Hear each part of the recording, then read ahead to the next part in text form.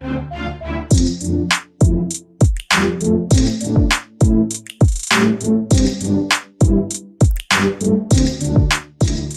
and welcome to ThePrint Softcover. I'm Akanksha Mishra, and today we have with us authors Romulus Whitaker and Janaki Lenin to discuss their new book, Snakes, Drugs, and Rock and Roll, The Early Years of the Life of Romulus Whitaker, published by HarperCollins.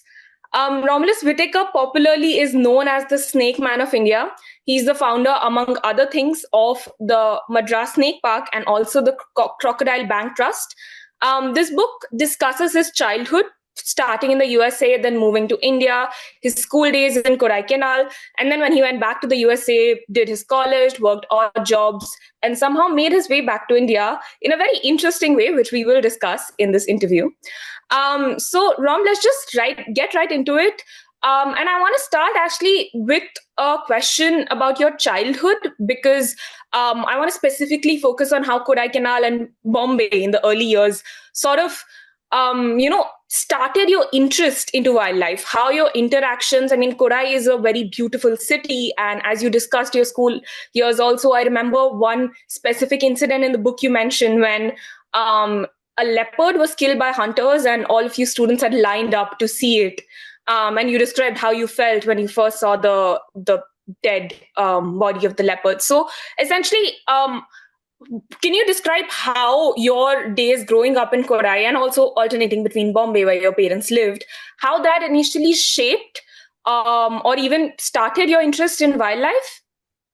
Yeah, I have to go back even beyond that, because in northern New York, where my single mother raised us, I didn't go to school. My school was out in the woods and out in the fields.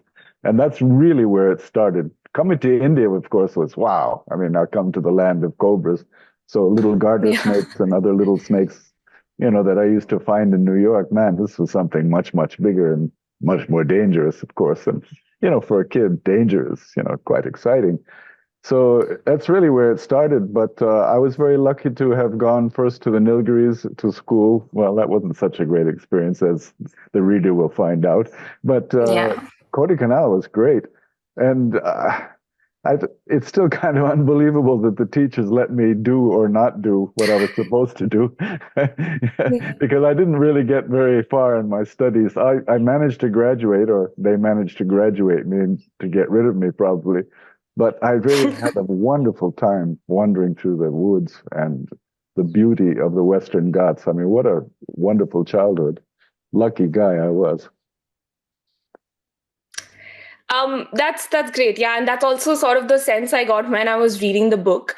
I think I want to move on to Janaki now, because Janaki, I know you're an author. You've already written a couple of other books. You've written My Husband and Other Animals, which definitely did involve, I'm sure, a lot of your life with Rom.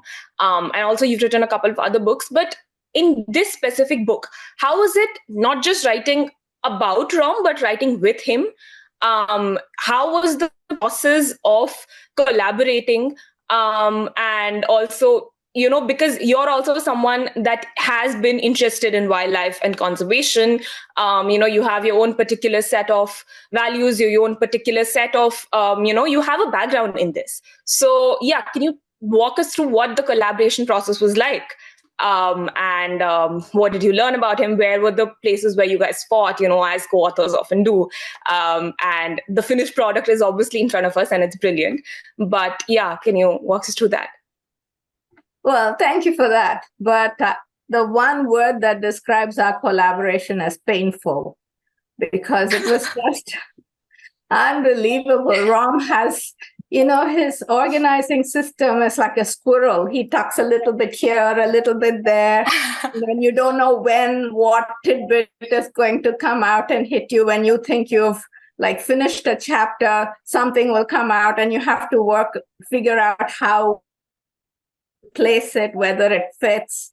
So we just kept going back and forth, and I felt we were wasting a lot of time just meddling with his filing system. So for the second book, I said, you give me all your files and you delete it from your computer, because I do not want these little tidbits to show up when I think I'm done.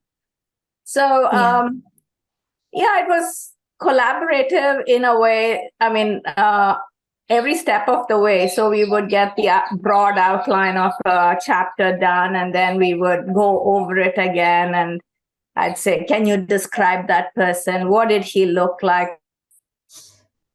How did he talk? And what happened then? So it like with every edit, we went through something different. So we went through an edit of just descriptions. Then we tried to build character. So we really tried to, I think we went over it so many times that I memorized the book by now.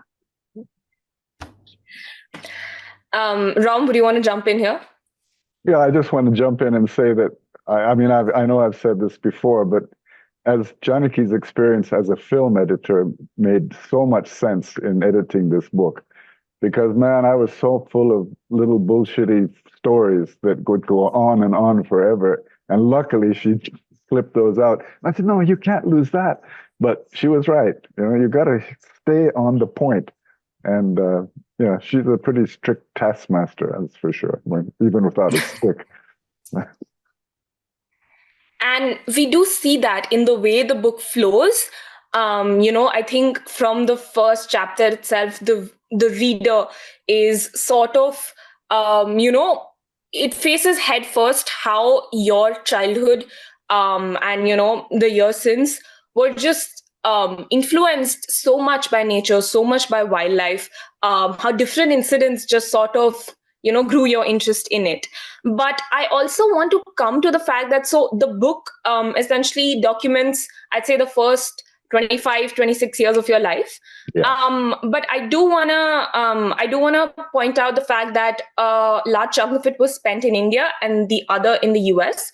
And I'm someone, as a young reader, when I read this book, when I read about the interactions that you have, of your, when you were in school in Kodai, when you were also working for the taxidermy, firm, also when you were in the US, a lot of the ways in which you, and also people at that time, society in that time interacted with wildlife, whether it be catching snakes in your backyard, or it is sort of working to keep elephants away from fields, or even in the US. I remember a particular instant where I think you were in South Carolina and you went with a couple of friends to catch a female alligator for, I think, to mate with a male alligator that they had.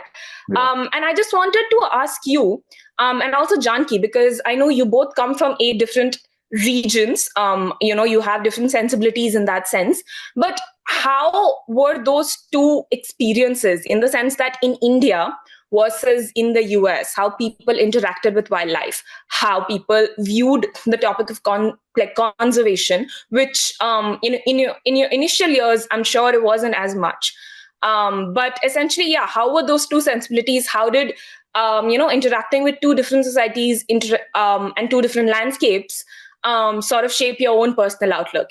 And I'd want you to jump in to talk about how, when he was narrating his experiences, which I'm sure many of which you already know, what were the ways in which you were shocked? What were the ways in which, you sort of understood that, yeah, this is something that we've experienced too. So, tell us more about the interaction between this. Well, if you say the word conservation, that sort of only appears way, way, way, way, way later in my life. And it was back then when I was a kid. I mean, I was an evil little fellow with a gun. And, it seemed, and it's interesting because I've corresponded with several of my friends who've picked up the book. They're all my old school friends. They said, yeah, you said it just right. We were all the same way. We were little evil little hunters. And we didn't think twice about it. We didn't think evil. We thought, well, that's the way you do things. And it's very true. And in the United States, when I was in Wyoming, for example, what we call now sustainable use of wildlife was, and it still is, going strong. People go out and shoot deer rather than go to the supermarket and buy beef. And it just makes a lot of sense. And in fact, the deer population in the United States is fantastically high and very, very well regulated. So it does make a lot of sense. Now that conservation has come in, people go to the extreme and say all animals must be preserved. Well, the word preserved shouldn't be there. It's conserved is what we should be looking at. So anyway, I'm not going to get into that bandwagon because I know that's a bit controversial. But that's the way it was. There was no conservation in those days, or it was just beginning. And now, of course, it's taken over the entire planet. Well, it wasn't so much, his stories weren't so much of a shock because I had read, Jim Corbett, Kenneth Anderson, all those shikar stories, but they were at a remove. It was like in forests I'd never been to, and often talking about, like, Corbett describes the fauna of the hills, which I don't know very well. So it always seemed, it was as good as reading Enid Blyton, it was some different landscape somewhere far away. So it was very remote in my experience. And then here is Rom telling me these stories of how it was to be there and to hunt a black buck or to sit on a, guarding crops from elephants and waiting for a leopard over a, dog. So that really brought it home to me that this was a way of life at one time, and it wasn't a remote, faraway thing, and that it happened around me in forests I knew. So it was, it took some getting used to. And also I was worried because Rom has a reputation of being a conservationist, and none of that comes in this book. In this, he's just hunting and killing, and I was worried how readers will react to it and whether a lynch mob would come out after him now.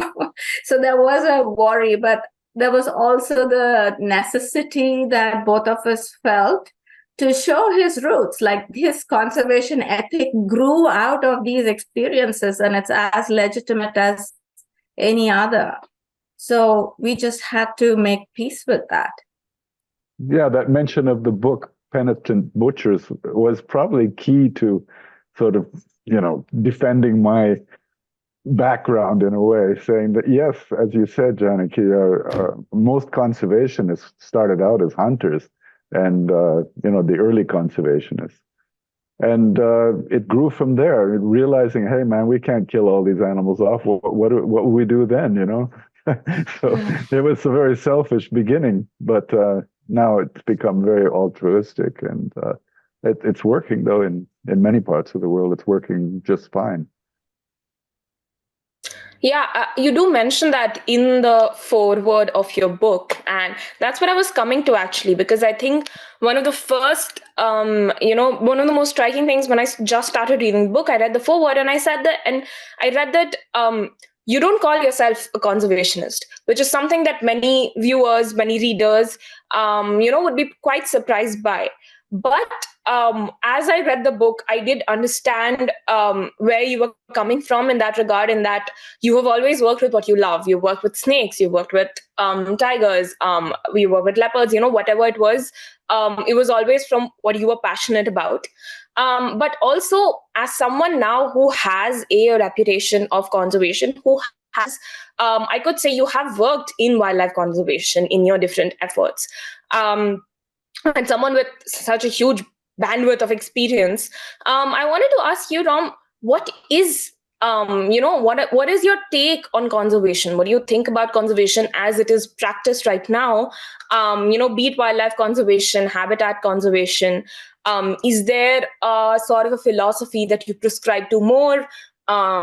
Is there some mainstream kind of conservation that you might be against? In a sense, we've read about how your experiences have shaped you, but also we'd like to know more about how you view, the field as such. Oh boy.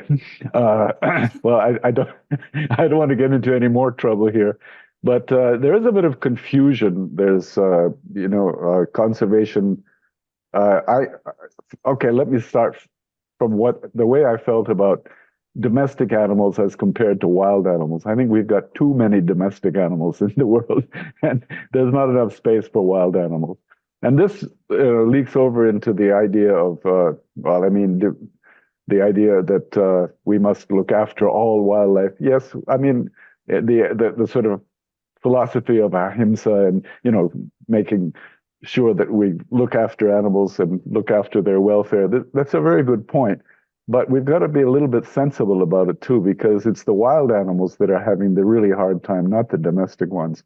So it's, I know this is a very sore point, but for example, we have massive numbers of stray dogs all over the country, and nothing is really being done to solve this problem. But there are some, good people thinking that they have ways of doing it, but it's not working. And this is a tremendous outrage because we've got so much wildlife which is being destroyed because of these domestic dogs. So that's just one example where conservation is going wrong, and it has to be righted. So that's just my personal feeling about it. Janaki, would you like to step in here? Because as a co-author, but also this is a book that is essentially about Rom's life. It's about his experiences. But as someone that has written on wildlife conservation herself, who has her own, a philosophy that you believe in, what were the parts in which you agreed with Rom? What were the parts in which, your ideals sort of clashed? But what were also the parts where you might have learned from him, or he might have learned from you in the writing of the book? Well, if I hadn't met Rom, I would have thought conservation was only protection. And I think what I learned from Rom was that there are many ways of conservation. There are many ways to save. I mean, if the ultimate goal is to protect wild habitats and wild species, you can use hunting, for instance. He touched on that already. Like in the US and other parts of the world, they sell hunting licenses, and the money gained from that is used to protect wild habitats, so there is land and species for hunters to hunt. But we've kind of corrupted that. In India, we just think of conservation as protection, and that has served some species well, and it hasn't served other species well. You could argue that it's because of lack of proper protection, that we haven't created more protected areas. But we also have more than 1 billion people. You can't just keep throwing people out of whole chunks of land just to create a protected area for wild species, because if you're going to impoverish entire communities for conservation, you're not doing anything for conservation, because you've now created a bunch of people who are going to hate you, who are going to hate wild animals because they'll see them as a symbol of what they've lost. So I think that we have to be very careful about how we do this. Conservation can't just be of urban people feeling good about having donated to a wildlife charity. It also has to be about creating a wildlife consciousness or conservation consciousness with people who share the habitat with them. That makes sense. That's actually a very nuanced take on it. But again, to get back to the book, this is, as we said, the first part, which only talks about the first 25 years of Rom's life. What can we know about the future editions of the book? What are you currently? I know you already said that you're working on the second book and you've asked him for all of his notes. But yeah, how are the next parts structured? And also in this, as concluding thoughts, we'd also really like to know what was the motivation for writing about it now. Rom, what was the motivation of writing about this with Janaki? So can you tell us something about what readers can expect? Oh boy, just wait. Yeah, there's so many stories, and people over the years, when I've sort of sat around having a beer with them and stuff like that, and we start talking, and people keep saying, "Oh, you're gonna write it down. Get that story. Don't forget that." And at age 80, I do start forgetting stuff. So luckily, Janaki's there, and she remembers a lot of these stories. So yeah. We had to do it in phases like this because there were definite periods, and it's very obvious. This period of my hunting days as a youth, and my experiencing wildlife and experiencing wild places, and the real beginning of what I became later on. And the second book takes us into the real nitty-gritty of what became conservation and my involvement in it. Because, well, very opportunely, I was given a small grant from the World Wildlife Fund, which had just started in India in the late 60s, early 70s, to do a crocodile survey. So I and an IRLA assistant, we hitchhiked all over North India, going to various rivers, looking for crocodiles, and we couldn't find any. We found that the gharial were probably down to less than 200 in the wild, and the mugger were doing very badly. Saltwater crocodiles were restricted just to one or two small areas. So this was just the beginning of what I felt was a huge tragedy and a huge dangerous situation. Let's do something about it. And luckily, the government of India at that time, well, Indira Gandhi was in, and she was very much for wildlife. So, and the right people, the right lineup of people were there to start doing something about it. So You're going to give a synopsis of the entire book? Oh, I'm sorry. Okay.